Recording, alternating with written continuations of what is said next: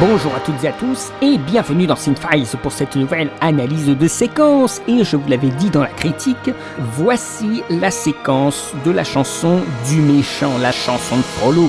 Donc de ce film, Le Bossu de Notre-Dame, sorti en 1996, nous allons nous intéresser aux tourments intérieurs de Frollo, un méchant tiraillé par son désir, une séquence complètement folle, moi qui me fait penser à Fantasia par exemple, qui devient complètement abstraite. Et donc on va analyser un peu la façon dont ça arrive, on va parler un peu de la mise en scène, et quand je dis on, c'est pas seulement vous, c'est pas seulement moi, c'est aussi une autre personne que j'ai invitée, qui a bien voulu se prêter au jeu de l'analyse, c'est Alexandre, un étudiant de cinéma à Strasbourg, qui a bien voulu jouer le jeu. C'est une vidéo bien sympa que je vous invite à découvrir en regardant le lien dans la description de la vidéo. Bien entendu, c'est un film qui appartient à Disney et je peux pas mettre la vidéo comme ça sur YouTube, je me ferai tout de suite avoir, ce serait regrettable.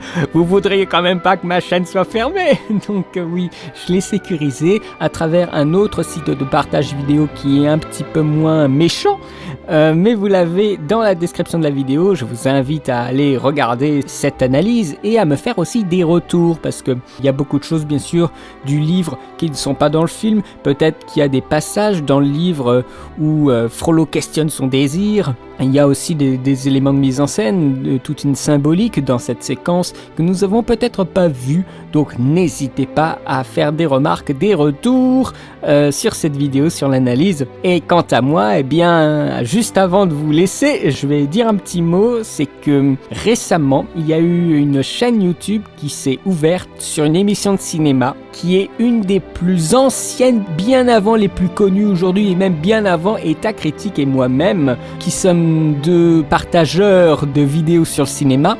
En 2009, je crois, il y avait déjà une petite émission qui s'appelle le Ciné Club de Mr. Bobbin. Peut-être qu'il y en a qui connaissent.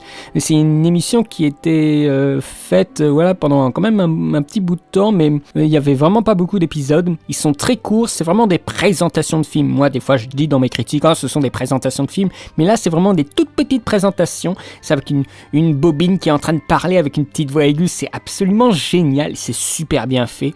Il y a vraiment un travail sur la vidéo et aussi un travail de fond. Et bien cette petite émission, elle a refait surface avec un épisode formidable sur Apocalypto. Je vous invite à regarder cette émission et Apocalypto aussi. Voilà, c'est vraiment une émission qui m'avait, j'ai presque envie de dire qu'elle m'a aussi donné un petit peu envie d'en faire.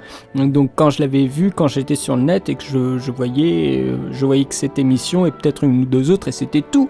Donc bien avant qu'il y ait eu du Randall ou le Fossoyeur. Et donc j'avais vraiment envie de vous inciter à trouver cette chaîne sur YouTube. Je pense que je vais la mettre aussi, la chaîne, dans la description de la vidéo. Comme ça vous pourrez aller voir un peu ce qu'ils font et n'hésitez pas surtout à vous abonner. C'est vraiment une chaîne qui vaut le coup pour de la présentation de films, et des fois des films qui ne sont pas super connus.